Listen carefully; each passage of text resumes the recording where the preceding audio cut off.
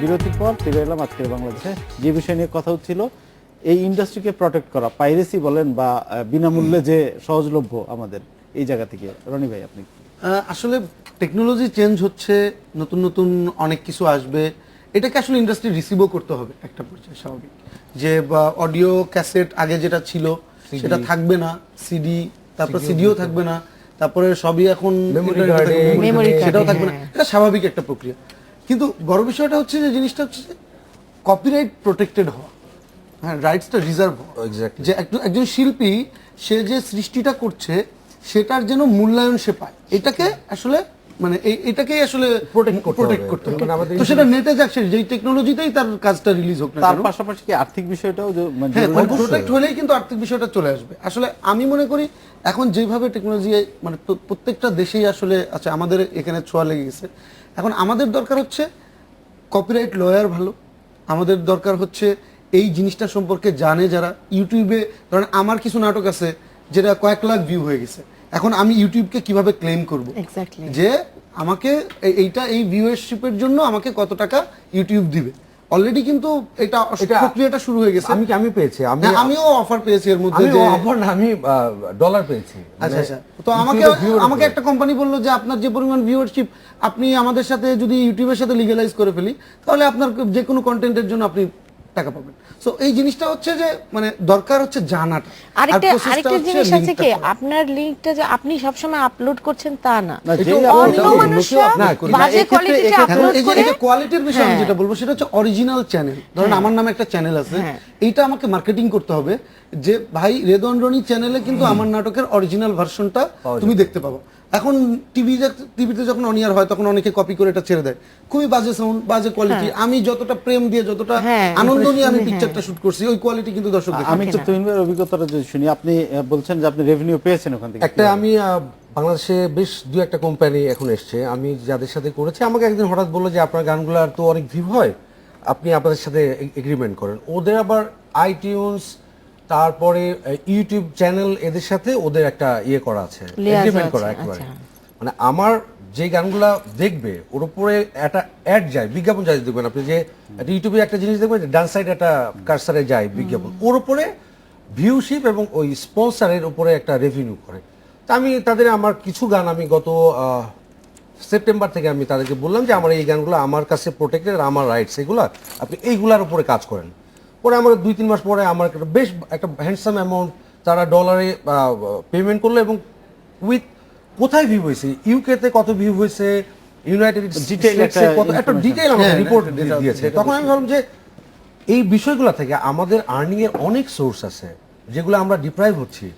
একটা আর্টিস্টের কিন্তু মানে ক্রিয়েটিভ কাজের যদি মূল্যায়ন না হয়, আমি যদি আর্থিকভাবে বেনিফিটেড না হই, তাহলে আমি আসলে এই কাজ করার প্রতি আমার ইচ্ছে এবং ভালোবাসাটা হারিয়ে যাবে। সো আমি বলবো শুধু ইউটিউব না, আইটিউনস থেকে শুরু করে অনেক চ্যানেল আছে, ইভেন আমাদের রেডিওগুলো আমাদের কোনো টাকা পয়সা দেয় না। এটা নিয়ে আমরা দেখেছি কিছুদিন আগে শিল্পীরা একটা ইয়েও তুলেছিল, আপনার এই যে একটা রেডিও চলছে, কিন্তু তবে দর্শকের একটা বড় ভূমিকা আছে আমি বলবো, যে এই নেট মার্কেটিং এ অথবা মানে দেখার ক্ষেত্রে, সেটা হচ্ছে যে দর্শককে আসলে কিন্তু এই মূল্যায়নটা ব্যক্তিগতভাবে করতে হবে যে আমি পাইরেটেড কপি দেখবো নাকি দুইটাই, কিন্তু আকাশ মানে দুইটাই ওপেন, ঠিক আছে, আমি অরিজিনাল ভার্সনটা দেখবো।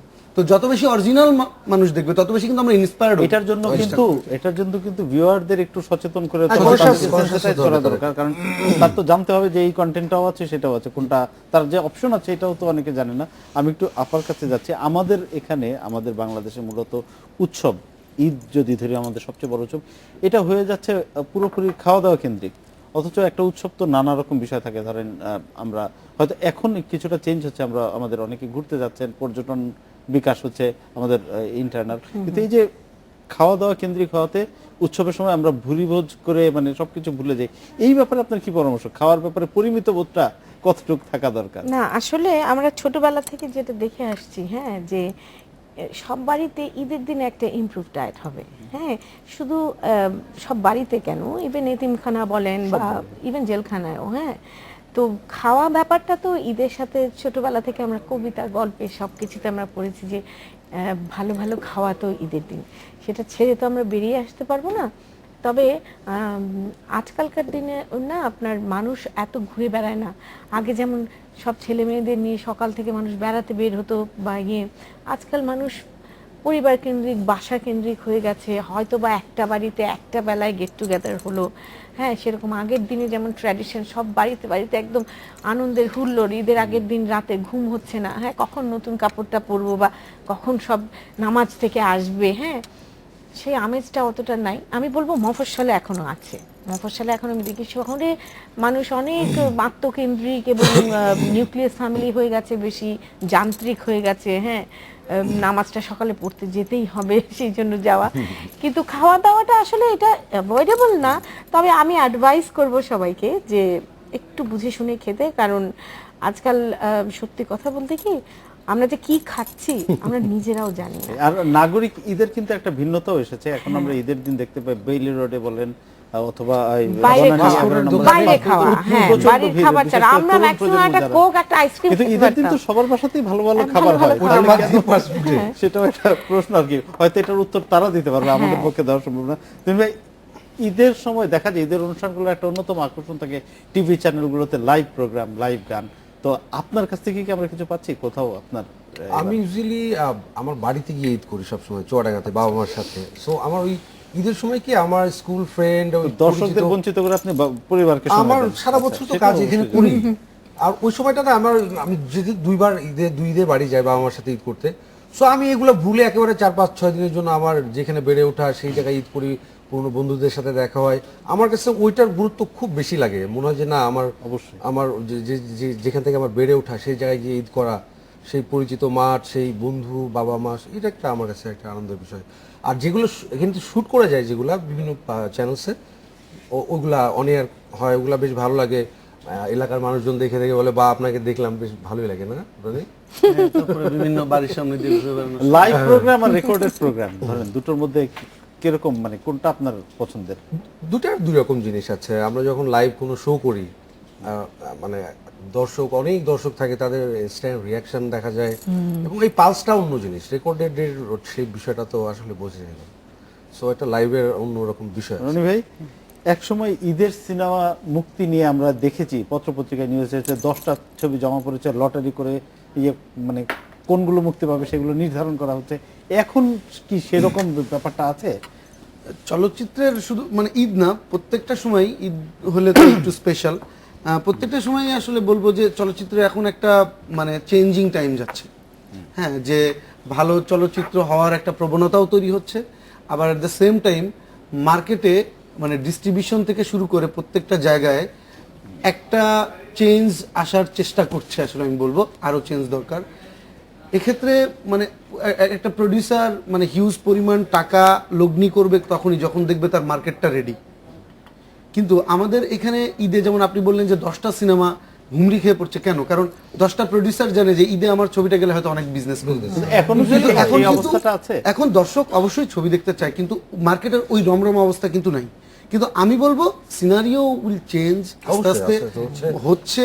এখন আবার নতুন করে কিন্তু প্রবণতা শুরু হচ্ছে যে ঈদে কিন্তু একটু ডিফারেন্ট ছবি অথবা ওইটার একটু মার্কেটিং করা, হয়তো এত ছবি জমা পড়ছে না কিন্তু আগামীতে পড়বে।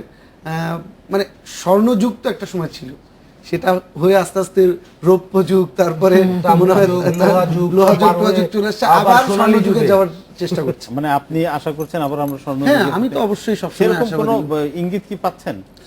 অবশ্যই আপনি দেখে থাকবেন যে চলচ্চিত্রের দৃশ্যায়নের ক্ষেত্রে একটা চেঞ্জ কিন্তু অলরেডি চলে আসছে। এখন কিন্তু ঝকঝকে ছবি অথবা প্রিন্ট ক্যামেরায় শুট করা অথবা একটু ডেপথ রেখে ফ্রেম ধরা, হ্যাঁ, মানে এটা ইন্টারন্যাশনাল আবহাওয়া মানে হাওয়া কিন্তু আসলে আমাদের চলচ্চিত্রেও আছে। তো এটা অবশ্যই আমি মনে করি এটা তো পজিটিভ দিকই, সবসময় পজিটিভ দিক। শুধু নির্মাণ শৈলীর ক্ষেত্রে এবং গল্প বলার ক্ষেত্রে যত বেশি আমরা এখন আধুনিক হইতে পারবো তখনই আসলে জিনিসটা ঘটে যাবে। সেটার চেষ্টা অলরেডি চলছে। স্টোরি টেলিংটা অনেক ইম্পর্টেন্ট, গল্প বলাটা। অবশ্যই অবশ্যই। আমরা দেখি যে এখন ঢাকা শহরে অনেক আধুনিক প্রেক্ষাগৃহ তৈরি হচ্ছে, মাল্টিপ্লেক্স হচ্ছে। এটা খুব ইম্পর্টেন্ট একটা কথা বলছেন। সেগুলো কি ভূমিকা রাখছে? হ্যাঁ, এগুলো অবশ্যই। আপনি দেখবেন যে ঈদের সময় অথবা মানে যে কোনো স্পেশাল উৎসবেই বলেন, ইভেন শুক্রবার, হ্যাঁ, আপনি দেখবেন সিনেপ্লেক্স গুলোতে, মাল্টিপ্লেক্স গুলোতে একটা বেশ ভিড়। মানে এটা খুব পজিটিভ দিক, কিন্তু সারা পৃথিবীতেই এটা আছে। হ্যাঁ, যে মাল্টিপ্লেক্স গুলোতে সবসময় একটু ভিড় হবে। তো এই মাল্টিপ্লেক্স শুধু ঢাকা শহরে না, আমাদের প্রবলেম হচ্ছে ঢাকা শহর কেন্দ্রিক, এটা প্রবলেম না, এটা আসলে শুরু। যখন এটা সারা বাংলাদেশে হয়ে যাবে তখন আপনি দেখবেন যে মানুষ আলাদা করে টাইমই বের করে রাখছে, একটু ফ্যামিলির সাথে একটা ভালো মুভি দেখতে যাবে, একটু বন্ধু বান্ধবের সাথে আড্ডা দিবে, একটু কফি খাবে, একটু মুভিটা দেখবে, এটা নিয়ে আলোচনা করবে।